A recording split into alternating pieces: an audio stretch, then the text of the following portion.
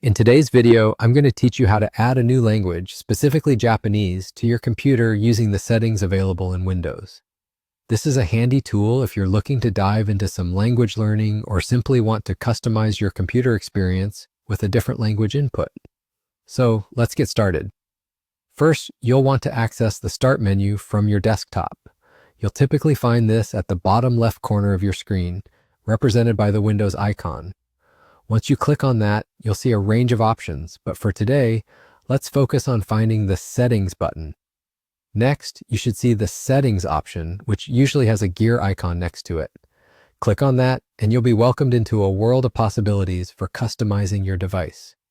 This is where you'll find all the important tools you need to manage your system preferences.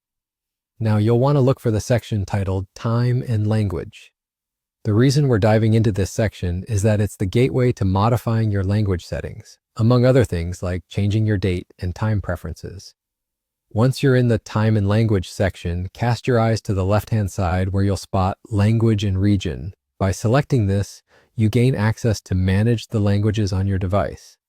Here, you'll likely notice your current language settings. If you're interested in adding Japanese, you'll want to click on Add a Language, which you'll find under the Preferred Languages tab.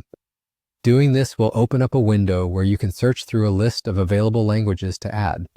Having done that, you can proceed to the search bar at the top.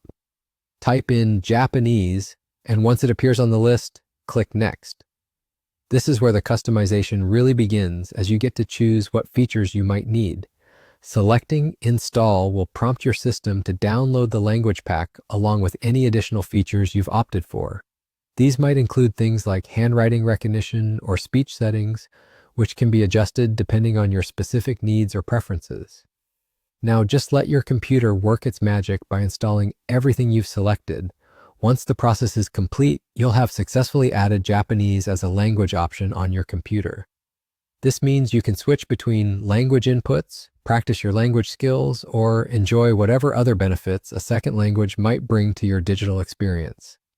And there you have it. You've successfully learned how to add a new language to your computer settings. I hope you found this guide helpful and that it opens up new prospects for your language learning journey or other endeavors. If you enjoyed this, be sure to check out our other tutorials for more helpful tips and tricks. Thanks for watching, and until next time, happy computing.